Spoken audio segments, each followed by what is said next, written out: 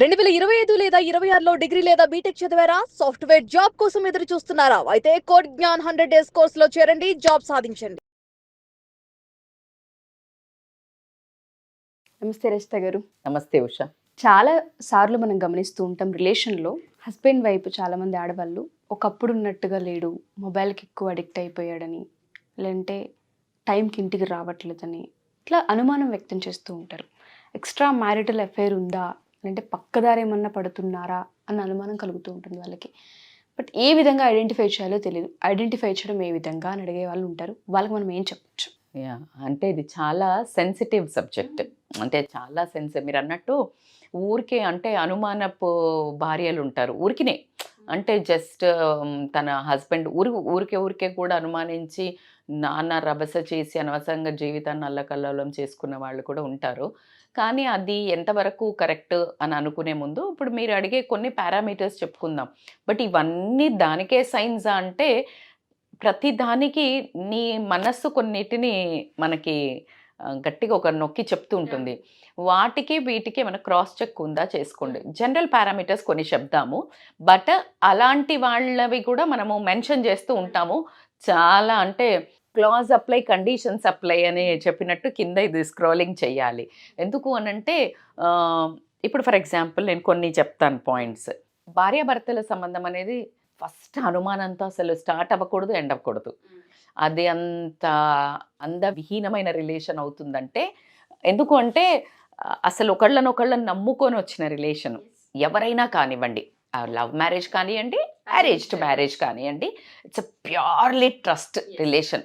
ఒక అతన్ని నమ్ముకొని కన్న తల్లిదండ్రులను ఊరు నుంచి వదిలేసి నువ్వు అసలు వచ్చేసి సరెండర్ అయిపోతావు ఓవర్ నైట్. అంటే ఈరోజు పెళ్ళి అయిపోతుంది, వచ్చేస్తావు, వచ్చేసి నెక్స్ట్ డే నుంచి you feel that like you are మా ఇల్లు అని కూడా చెప్తుంటాము. సో అసలు అది ఎక్కడి నుంచి వచ్చింది అనేది ఎంత ఆలోచించినా కూడా ఆడదానికి ఎంత ఫాస్ట్ అడాప్షన్ ఉంటుంది అనే దానికి ఇది ఒక wonderful example. So coming to the excuses అంటాను నేను. ఎక్స్క్యూజెస్ అని అంటే ఏంటి అంటే ఇంతకుముందు ఎప్పుడు నీతో చాలా టైం స్పెండ్ చేయడము, లేకపోతే ఇంట్లో ఎక్కువసేపు టైం స్పెండ్ చేయటము, పిల్లల మంచి చెడులు అడగటము, చదువు సంధ్య పట్టించుకోవటము, గ్రాసరీ ఏవి ఉన్నాయని పట్టించుకోవటము, ఇలాంటివన్నీ చేసే వ్యక్తి సడన్గా టైంకి రాకపోవడము, లేట్ నైట్లో ఆఫీస్లో ఎక్కువ పని ఉందని చెప్పటము, మోస్ట్లీ బ్రో నైట్ అవుట్స్ ఉన్నాయని పార్టీలకు పోవడము, ఎక్కువసేపు అంటే నీకు వర్క్ ఉన్నదా లేదా అని తెలియకుండా నైట్స్ ఎక్కువ నువ్వు బయట స్పెండ్ చేయటాన్ని కొంచెము ఆలోచించాల్సిన విషయం. మరి అందరూ అలానా మేడం? రియల్గా పని చేసుకునే వాళ్ళు ఉంటారు, రియల్గా వర్క్లో లేట్ అయ్యే వాళ్ళు ఉంటారు, నిజంగా ఏదైనా ఉంటారు. That's what. వీళ్ళు సడన్ చేంజ్ ఉందా, ముందు నుంచి చేస్తున్నారా? నీకు ముందు నుంచి చేస్తున్నారు అంటే రాంగ్. అందుకనే ఒక 10 చెప్తే అందులో మనము 7, 8 టిక్ అయినాయి అంటే కొంచెం ఎక్కువ మానిటర్ చేయాలి అనేది మాత్రము గ్యారంటీ. సో ఈ ఎక్స్క్యూజెస్ ఎక్కువ చెప్తున్నారు అని అంటే మాత్రం అలా కాకుండా జనరల్గా పిల్లల్ని స్పెండ్ చేస్తారు రాగానే. చాలా ఎక్కువ హుషారుగా ఆడిచ్చటం అట్లా చేసేవాళ్ళు ఎక్కువగా మూడిగా ఉండటం జరుగుతుంది. ఎలా మూడిగా ఉంటారంటే ఒకరోజు భలే సంతోషంగా ఎక్సైటింగ్గా పోయిన దానికంటే వచ్చేటప్పుడు విపరీతమైన షైనింగ్ ఫేస్తో. ఎందుకంటే నీకు అనదర్ ఉమెన్ తోటి ఏమైనా రిలేషన్ ఉండి హ్యాపీగా ఉండి మంచిగా వచ్చావనుకో మంచి మూడ్లో, then that shows. Mood swings ఎట్లా అంటే హైపర్ యాక్టివ్, హైపో సాడ్, అంటే ఓవర్ సాడ్ కూడా ఉంటారు. ఎలా ఏమైనా గొడవ అయిందనుకో, లేకపోతే అక్కడ ఏదైనా మనస్పర్ధలు రావటం ఏదైనా అయిందనుకో, అది ఇంటి దాకా వస్తుంది. పిల్లల మీద విసుక్కోవటం కానీ, భార్యను విసుక్కోవటం కానీ, ఇవి ఎక్కువ చేస్తుంటారు. సో ఇలా నువ్వు అనుమానం ఎప్పుడు వచ్చినప్పటి నుంచి నువ్వు గమనించాల్సింది ఏంటి అంటే తన నడవడికను గమనించండి. మూడ్ స్వింగ్స్ ఎలా ప్లే చేస్తున్నారు. అలా కాకుండా ఫోన్ తోటి 80% పట్టేస్తారబ్బా లేడీస్. సిబిఐ డిటెక్టివ్సే, అసలు ఎటువంటి డౌటే లేదు. సరే లేని దానికి కూడా అంటారు అంటే అది కొంచెం ఈ సైకోపాతి డిజార్డర్ ఉన్న వాళ్ళు తప్పించి 80% కరెక్ట్ ఉంటుంది ఉషా. ఎందుకు నవ్వు వస్తుంది అంటే ఎవరైనా ఫోన్ చేసి అలా ఒక రకమైన ముసిముసి నవ్వులతో అలా బ్లష్. జనరల్గా జెంట్స్ అలా ఇప్పుడు ఎవరైనా లేడీస్ ఆడవాళ్ళు ఉన్నారనుకోండి సరదాగా ఏ బాగున్నాం అనగానే కూడా మురిసిపోతాం, ఒక రకమైన హ్యాపీగానో సిగ్గు అలాగ వచ్చేస్తుంది, బ్లష్ వచ్చేస్తుంది. కానీ అదే మగవాళ్ళకి అట్లా రాదు కదా, జనరల్గా రాదు. Until unless like you have anybody complimenting that opposite gender. If I'm not wrong, నాకు తెలుసు మీరు అందరు కరెక్టే అని అనుకుంటున్నారు. సో ఏంటి అంటే ఎప్పుడైతే ఆపోజిట్ పర్సన్ ఫోన్ మాట్లాడేటప్పుడు వీళ్ళ ఫేస్ కవలికల్ని బట్టి ఇలా కూర్చొని చెప్పొచ్చు అమ్మాయితో మాట్లాడుతున్నాడని. ఎలా అంటే ఫస్ట్ ఫోన్ రాగానే వాక్ అవే అయిపోతారు, ఉన్న ప్లేస్ నుంచి వాక్ అవే, బయటికి వెళ్ళిపోయి మాట్లాడటము. లేదు నడుస్తూ మాట్లాడుతున్నప్పుడు వాళ్ళ ఫేస్లో నీకు ఫోన్ పెట్టేసి రాగానే నేను ఇందాక చెప్పినట్టు హైపర్ ఎగ్జైట్మెంట్ లేకపోతే సాడ్గా రియాక్షన్స్ కనిపించడం. ఇంకొకటి ఏంటి అంటే వీళ్ళ ప్రవర్తన ఇంకా కొంచెం డీప్గా పర్సనల్గా మాట్లాడాలి అంటే వీళ్ళు నైట్స్ ఇంటికి వచ్చిన తర్వాత 2 రకాల ప్రవర్తన ఉంటుంది. ఒకటి వీళ్ళ సెక్షువల్ ఏదైతే ఉంటుందో అది టూ మచ్ డల్ అవ్వడం అన్న అవుతుంది. ఎందుకు అనంటే దే గెట్ ఆల్రెడీ అక్కడ సాటిస్ఫై అవ్వడం కానీ అలా రావడం కానీ జరిగితే గనక. లేదు అంటే గనక they will be behaving different way in your this personal ప్లేస్లో, అంటే వాళ్ళ బెడ్రూమ్లో. ఎందుకంటే దే విల్ గెట్ దట్ అడ్వెంచరస్గా ఏదైనా ఉంటే మళ్ళీ ఇక్కడ వాళ్ళతో. సో అది too much personal, that only ladies can analyse deeply. So అట్లాంటిది ఒకటి కూడా వీళ్ళు ఈజీగా ఐడెంటిఫై చేయడం, that's too personal.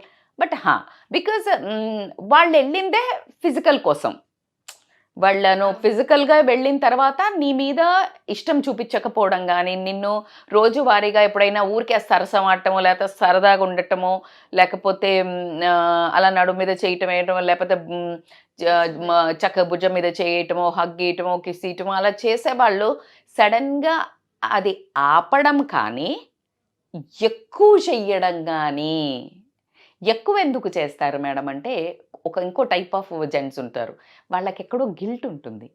So they want to over satisfy this, ఓవర్గా ప్రైజ్ చేయటం అంటే సడన్గా నోవేర్.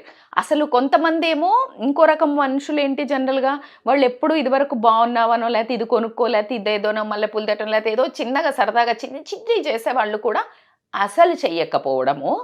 ఈ రెండో రకము మగవాళ్ళు ఏంటి అంటే వాళ్ళకి గిల్ట్ ఫీలింగ్ వచ్చి ఎక్కువ చేయటం, పిల్లలకి ఎక్కువ టాయ్స్ కొనుక్కొచ్చి ఇవ్వటమో, భార్యకి ఎక్కువ చేయటమో, లేకపోతే పనులు ఉంటాయి కదా, ఏమైనా డైలీ చోర్స్ ఉంటాయి కదా, షాపింగ్ కూరగాయలు తెచ్చియటమో లేకపోతే ఇంట్లో పనులు చేయటం, ఇవి అతిగా చేస్తున్నారా? మరి తప్ప మేడం ఇది? వాళ్ళు బుద్ధి తెచ్చుకొని మనమే అప్పుడప్పుడు భార్యలకు హెల్ప్ చేయమని చెప్తున్నాం. ఆ వీడియోస్ చేసి కూడా మారి ఉండొచ్చు. సో కాబట్టికే ఇదే పారామీటర్ వేసుకొని వాళ్ళని వేసుకోకండి రియల్గా మారితే కూడా. So you need to cross check directly if you get ఒక 5 to 6 అనుమానాలు, నాకు ఇలా ఎందుకు అనిపిస్తుంది అని క్రాస్ చెక్ చేసుకోండి. You discuss. ఎందుకు అంటే నువ్వు అసలు ఏమీ లేని దానికి నువ్వు మానసికంగా హర్ట్ అవుతూ తనని ఇబ్బంది పెడుతున్నట్టయితే ఆ రిలేషన్ చాలా అంటే అంతకంటే బాధాకరమైంది ఇంకోటి ఉండదు. ఒకవేళ ఉంది అనుకోండి, అతనికి ఒక రకమైన భయం జనరేట్ అవ్వడం జరుగుతుంది. ఓకే, నా వైఫ్కి అనుమానం వచ్చేసింది అన్నట్టయితే ఇది ఎలాగో కొనసాగని ముచ్చట, ఏది బయటది ఎన్ని రోజులు కొనసాగని ముచ్చట కాబట్టికి ఎందుకు వచ్చిన గొడవ, నాకు పిల్లలు పెళ్ళా ఉన్నారు కాబట్టి నోరు మూసుకొని దారికి వస్తా అనే వార్నింగ్ టైప్లో ఏదైనా గనక మీరు అలా కాస్త నయానా భయానా ఏదైనా మాట్లాడగలిగితే గనక దట్స్ ఆల్వేస్ బెటర్.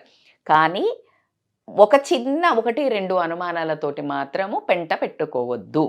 ఆల్రెడీ నీకు చాలా ఒక 5-6 పారామీటర్స్, తను ఊరికే లేట్ వస్తున్నాడు, ఊరికే వచ్చిన తర్వాత రాగానే వెళ్ళి స్నానానికి వెళ్తున్నాడు అంటే రావడం, ఇదివరకు అలా వెళ్ళేవాడు వచ్చి కూర్చునేవాడు, ఇప్పుడు రాగానే hill directly go to washroom. ఎందుకు అని అంటే ఆ స్మెల్ ఏదైనా ఉంటే పోతుంది అనే ఉద్దేశంతో సెంట్ స్మెల్ అట్లా అని వెళ్తున్నాడు. సో ఇలాంటి పారామీటర్స్ ఇఫ్ యూ. ఇంకొకటి ఏంటంటే ఫోన్ ఎక్కువసేపు మాట్లాడుతున్నాడు, నైట్ ఆన్లైన్లో నువ్వు పడుకున్న తర్వాత కూడా కంప్యూటర్ పెట్టుకోనో లేకపోతే ఫోన్ పట్టుకొని ఆన్లైన్లో ఎక్కువసేపు ఉంటున్నారు. సో ఇలాంటివి చాలా పారామీటర్స్ ఉంటాయి, ఒకటి అని చెప్పొద్దు. కానీ ఈ 6-7 పారామీటర్స్ నీకు మ్యాచ్ అయినప్పుడు then you sit and talk, very healthy talk. Are you ready to quit? ఇప్పుడు నువ్వు యుద్ధాలు చేసి నోరు పడేసుకొని రిలేషన్ని తెగదెంపులు చేసుకునే దాకపోయే కంటే ఫస్ట్ ఛాన్స్లో కూర్చొని మాట్లాడి సౌమ్యంగా హ్యాండిల్ చేస్తే వెనక్కు వచ్చే వాళ్ళు దారి తప్పకుండా ఉండే పరిస్థితి ఉంటుంది. ఎస్.